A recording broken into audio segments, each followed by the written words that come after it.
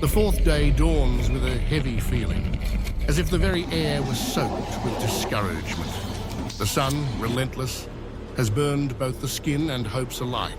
The hands ache from casting the line so many times, the stomachs growl with a hunger that can no longer be hidden, and the conversation has faded until it is reduced to long silences. The sea, vast and blue, seems to mock their efforts, returning the boys intact, the nets empty, and patience on the verge of breaking. Up to that moment, the idea of giving up begins to creep in among them, silent and dangerous. But then, something changes. A strong, sudden tug shakes the line, as if the ocean itself had awakened. Muscles tense, adrenaline erases fatigue. Shouts of alert and excitement break the silence as everyone rushes to the edge, eyes fixed on the rod, bent almost to its limit. The fight is fierce. The fish pulls toward the bottom, determined not to be defeated, and every attempt to reel it in tests not only the rod's strength, but also that of those holding it. It is a struggle between human will and nature, a reminder that there are no guarantees here. Minute by minute, centimeter by centimeter, they manage to bring it closer. Sweat mixes with sea salt. Fingers go numb from the effort. Finally, with one last synchronized pull, the catch breaks the surface. A large, silver, shiny fish that finally yields to the group's determination. Jubilation erupts. Voices, previously muted, rise in laughter and cheers. There are jumps, hugs, eyes wet with relief and pride. They have succeeded. The prize is not just the food, but the tangible proof of their effort and tenacity. The process of cleaning the fish begins immediately, almost with reverence. There are no stainless steel knives or clean cutting boards, only makeshift blades, sharpened with patience and necessity. Expert hands, hardened by work, separate the flesh from the entrails, making use of every piece. Knowing that nothing can be wasted here, the intense smell of the sea mixes with the smoke from a precarious fire, built with dry branches gathered at random and crackling and threatening to go out at the slightest neglect. While the fish cooks, the atmosphere fills with anticipation. Stomachs growl, but so do minds. Each person silently reviews the previous days, the unexpected difficulty of obtaining food in an environment where everything seems hostile and unfamiliar. There are no supermarkets, no stocked refrigerators, no menu to choose from. Only the ocean, its mysteries, and its rules. Food, in these circumstances, feels like both a gift and a conquest. At mealtime, a brief moment of respectful silence is observed before tasting the first bite. The flavor is intense, smoky, salty, and sweet all at once. They know it is the best feast of their lives, not just because of hunger, but because of what it represents. Unity, persistence, and humility before nature. Each piece is chewed slowly, appreciated, and cherished. It is a lesson that none will forget. In the middle of the meal, one of them looks up, contemplating the horizon dyed orange and pink by the setting sun. He thinks about how much he had underestimated the art of fishing. What seemed like a relaxed pastime from the shore has here revealed itself as a battle of wit, patience, and respect. There is no room for error. Every failed attempt is a lost opportunity, a lesson learned the hard way. Remember the comforts of home, the fully stocked shelves, the ease of choosing from hundreds of products. Here, however, food depends on the waves, on chance, on skill and perseverance. Everything is valued more because everything costs more. The sea teaches humility, to recognize the fragility of life and the importance of every effort. The group, exhausted but satisfied, lies down on the warm sand. The sun slowly sets behind the waves, and the sky fills with bright stars, as vast and unreachable as the ocean itself. The air is filled with a deep calm, a silent gratitude. They have survived one more day, and they have done it together. Tiredness is sweet, a mixture of physical fatigue and emotional relief. The wounds on the hands and the redness of the skin are tangible reminders of what has been experienced. But so are the smiles, the complicity that now binds them, the certainty that nothing will mark them as much as this experience. The final reflection settles in the heart of each one. They thought it would be just a fishing trip, one more adventure to tell. However, they have discovered something essential. The sea gives nothing away. It demands respect and trust, effort and patience. Feeding from its waters is a lesson in humility, a direct connection with the most basic of existence. To seek, to fight, to share, and to be grateful. As the last glow of the day fades, they realize they are no longer the same as when they arrived. They have learned to value food, work, companionship, and silence. The sea has given them much more than a fish. It has gifted them a new perspective, a deep respect for nature, and an unbreakable bond between them. Thus, with full stomachs and renewed spirits, they let themselves be carried away by the murmur of the waves. The simple fishing trip is left behind. In its place remains the certainty of having changed forever, of having found in the challenge an unknown strength, and in adversity, the true essence of life. The morning had started with laughter, the kind that comes from deep within the belly, from the kindred spirit of friends who have known each other all their lives. The sun, already high and generous, cast a golden sheen over the restless sea, and the air was tinged with hope. A group of indigenous fishermen, bound together by the traditions of their ancestors and the enduring promise of the ocean, pushed off from shore in a small, rusty boat, its faded paint a testament to many such journeys before. Their hands bore the calluses of generations, their eyes the spark of determination. Today, they had vowed, they would live as their forebears once did, surviving only from the gifts of the ocean. Jokes fluttered between them, rising above the groaning hum of the old engine. They ribbed each other about who would catch the biggest fish, who would tangle the nets, who would beg for mercy when the sun grew fierce. Spirits soared as they prepared handmade nets and simple fishing lines, each knot tied with a quiet reverence for the lessons passed down from elders. Here, instinct was a language, and the rhythm of the waves was an old, familiar song.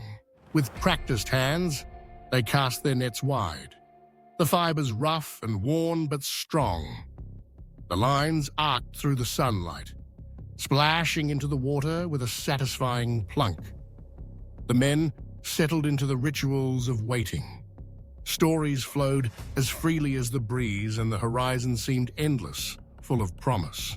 But as the hours slipped by, the ocean grew quiet, unyielding. The nets came up empty, the hooks bare. No shimmer of scales, no sudden weight on the line. The sun, once a friend, now beat down with relentless intensity, and the laughter began to fade, replaced by uneasy glances. The engine, their one concession to modernity, coughed and sputtered, and then, with a final groan, fell silent. The boat drifted powerless, at the mercy of the gentle but insistent current. It was only then that one of them, searching through a battered crate, realized what they had forgotten. Extra drinking water. The oversight was met with rueful smiles at first. Surely the day wouldn't be so long. Surely luck would turn. But the thirst crept in, subtle at first, then with a growing insistence. Lips grew dry, tongues thick. The salt air, once invigorating, became a torment. As the sun climbed higher, the waves began to stir. The once calm surface grew restless. Small swells were rising and falling, rocking the boat with a newfound urgency. The laughter of the early morning was replaced by silence, and the men braced themselves against the shifting deck. One, in his hurry to check the nets, slipped on the slick wood, landing hard. A ripple of concern passed through the group. He was unhurt, but the message was clear. The ocean, for all its beauty, was not to be underestimated. Another, sitting at the stern, grew pale and clammy. He tried to focus on the horizon, willing his stomach to settle, but the churning sea had other plans. Nausea overcame him, and he retched over the side, his bodies betraying him, as the boat pitched and rolled. The others offered quiet words of comfort, but their own nerves were fraying. They had come seeking bounty and adventure. Now they faced uncertainty, discomfort, and the undeniable reality of their predicament. The hours stretched, each one heavier than the last. The men watched the sky, searching for signs. A change in wind, a flock of birds, anything that might point them toward fish, or, better yet, land. But the vastness of the ocean offered few clues. The sun burned, the water supply dwindled, and hunger gnawed at their bellies. They chewed on old stories and memories, trying to keep their spirits alive. They thought it would be simple.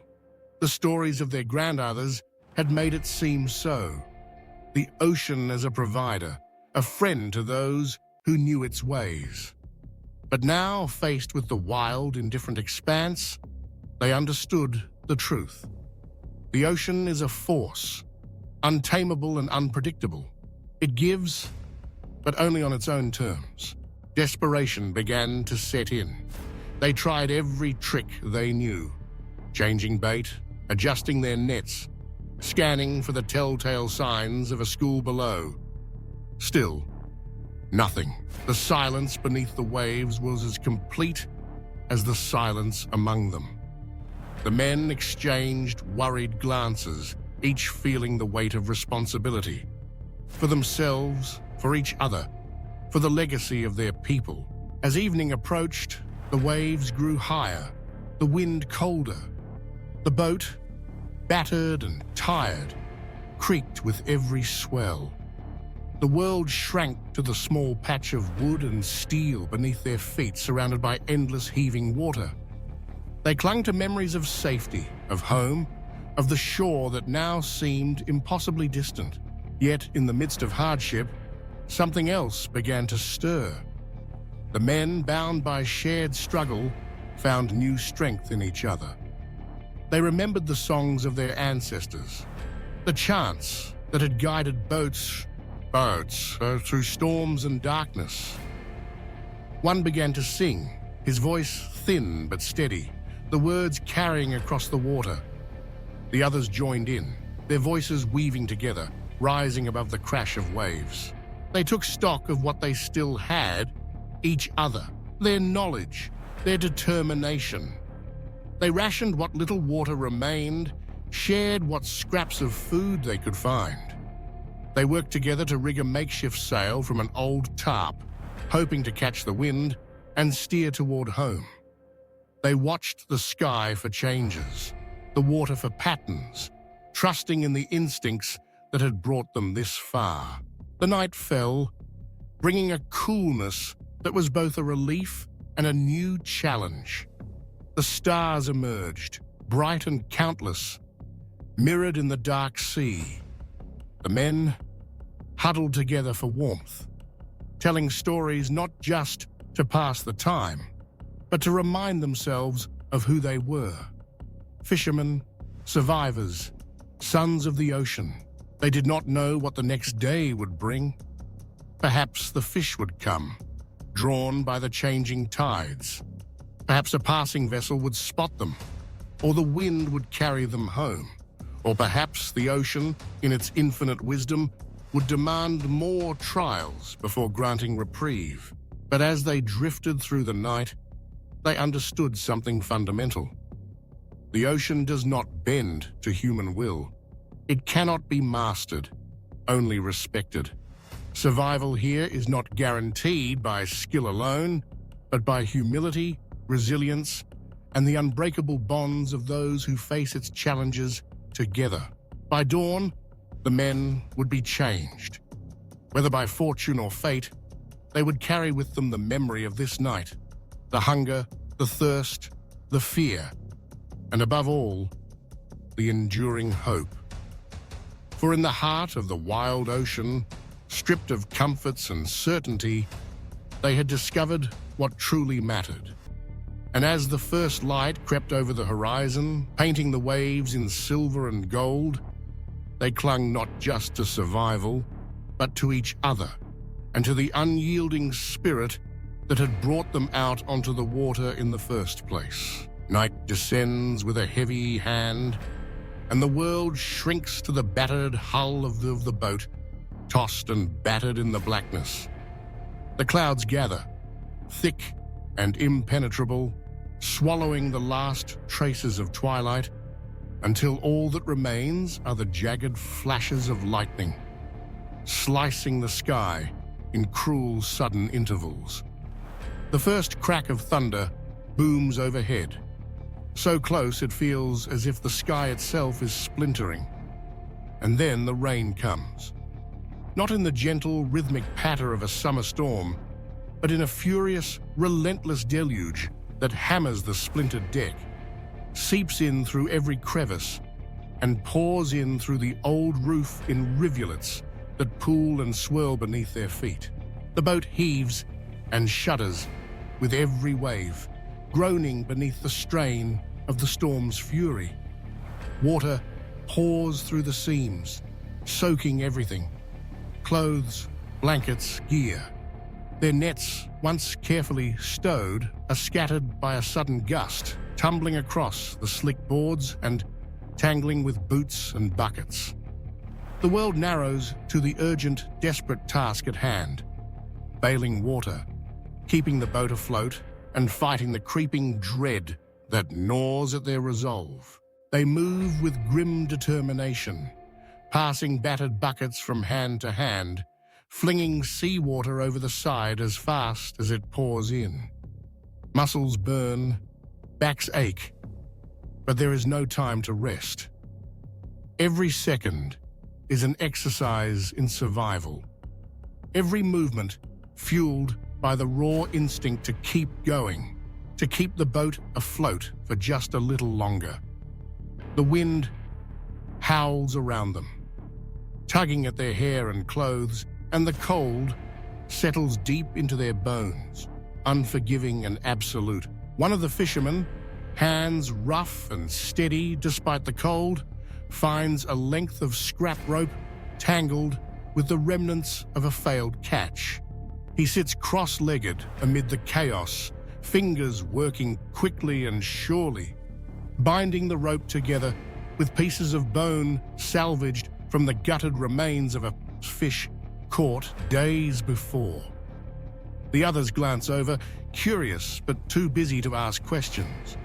Soon, the shape of a crude trap emerges, a testament to necessity, to the stubborn refusal to give in, to the quiet ingenuity born from desperation. As the hours drag on, the storm refuses to relent. Hunger claws at their bellies, sharp and insistent. For 2 days now, they have gone without real food, surviving on scraps and hope.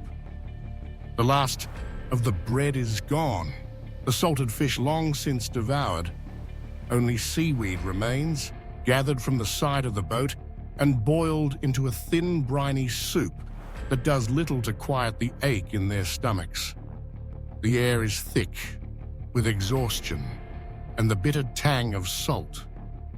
Tensions simmer beneath the surface, rising with every grumbled word, every sideways glance. Frustration mingles with the fear, but still, they work together, bound by the shared urgency of survival. Their hands are raw, fingers numb and clumsy from the ceaseless cold. Every movement is a battle against the elements, the relentless rain, the biting wind, the ceaseless rocking of the boat. Sleep comes in brief, uneasy snatches, punctuated by the crash of thunder and the slap of waves against the hull. Yet beneath the exhaustion, beneath the hunger and the cold, something stubborn persists. A flicker of hope, a refusal to give up. On the third day, as the storm finally begins to recede, they deploy the makeshift trap. It disappears beneath the churning water, vanishing into the murk. They wait, silent and tense, eyes fixed on the horizon. Time stretches, heavy and uncertain. Then, at last, the trap is hauled up, and against all odds, a single fish thrashes inside, silver scales flashing in the weak daylight. It is small, barely enough to feed one of them, let alone all. But as they gather around the precious catch, a subtle shift occurs. The hunger remains. The exhaustion remains, but so does something else. A fragile, stubborn hope.